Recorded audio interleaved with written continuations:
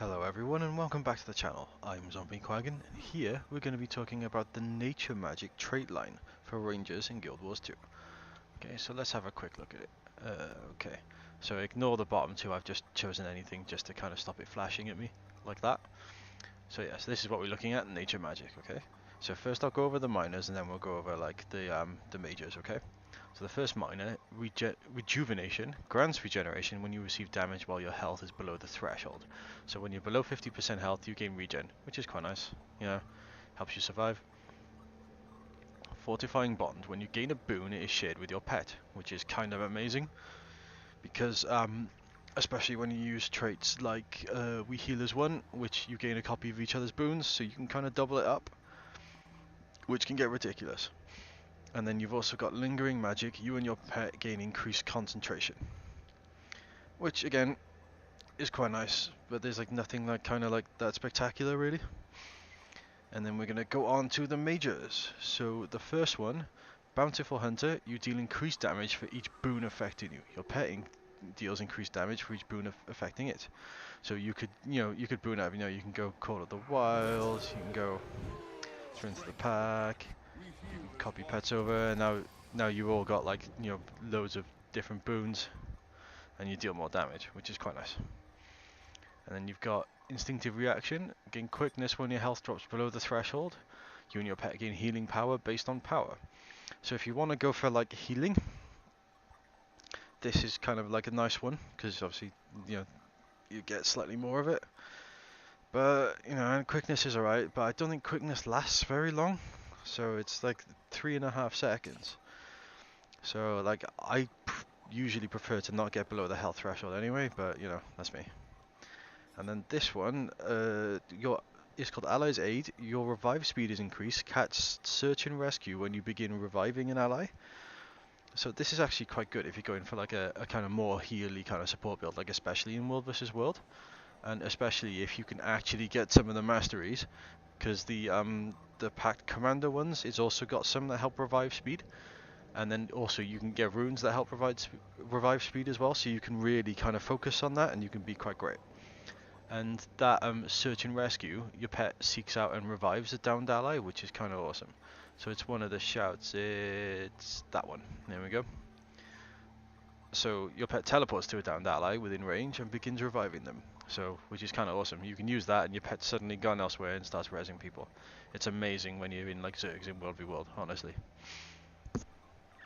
And we'll go on to the next ones. So we've got Evasive Purity. Dodging removes a damaging condition and a non-damaging condition from you. Now, this sounds a bit weird, but say for example, if you've got like, let's say Cripple and Bleed, it'll remove both of them. But if you've got Bleed and say Poison, it'll only do one.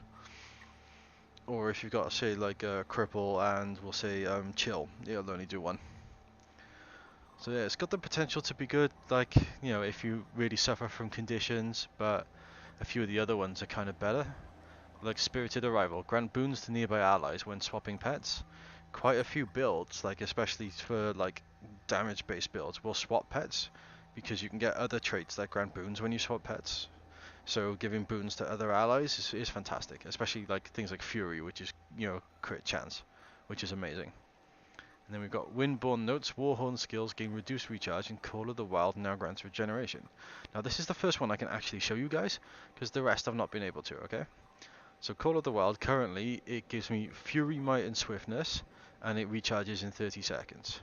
So if I use that, it now gives Fury, Might, Swiftness and Regen, and it recharges in 24 seconds.